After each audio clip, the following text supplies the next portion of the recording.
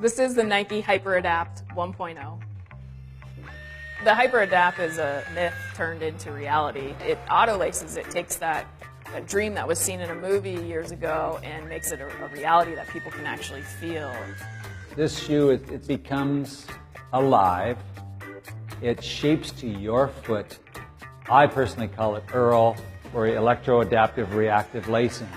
Basically, we have what we call a lace engine that's down here in the bottom of it, and it's in a plastic housing, so it's protected. It is attached to the fit system, so it's attached to fly wire that actually comes up through both sides and wraps around your foot. When the user steps in, there's a heel sensor. The lace engine will run and tighten down the fit system, and then it'll sense certain tension around your foot and it'll stop.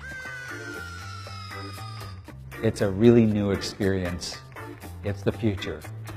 Sometimes I can't believe I see it right here and it does what it does. It was a dream for so long. Working with Tinker on this was incredible. I mean, we would run into a problem, a technical problem where like the mechanism's too big or, you know, it can't hit the ground. And he would take the design and modify it, still keeping the athlete, you know, in the forefront of his mind, and like add this bar across because we didn't want it touching the ground, but we needed it exposed so that we could charge a shoe.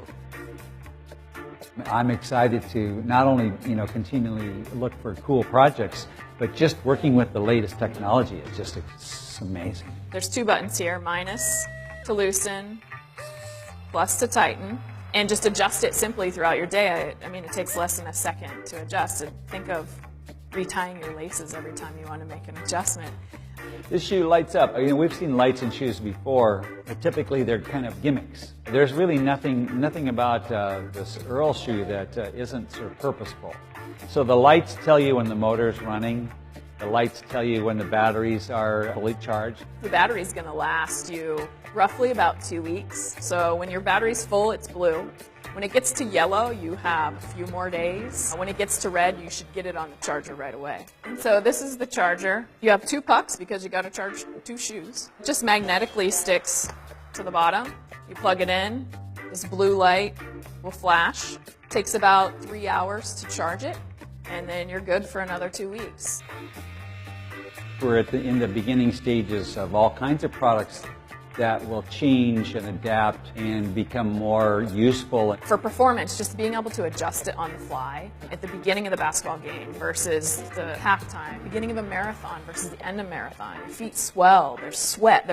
Your environment's always changing in sports. Initially, you have control of it, being able to just adjust it by pressing the button quickly, but in the future, that's going to happen on its own.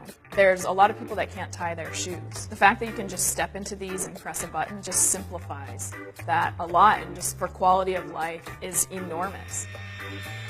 All of this stuff kind of really sort of fits together into a composition that I think is sort of not over-designed. It's kind of really meant to sort of focus on the what's unique about it and not be too crazy. I think this completely changes the game. It like goes from when you didn't wear shoes to when you started wearing shoes. Technology is changing, and our ability to sort of rethink a problem also gives you ammunition for changing the aesthetic. It's so cool. You have no idea how cool it is to step in a shoe and it automatically tightens. I mean, like, think about that. Like, you should try it on. Just try it on.